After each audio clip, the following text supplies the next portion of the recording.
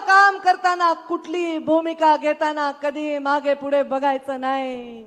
आजच्याही कार्यक्रमात चर्चा होती, पंकजा मुंडे येणार येणार येणार, का नाही येणार बाबा? सुरेशांना तुम्ही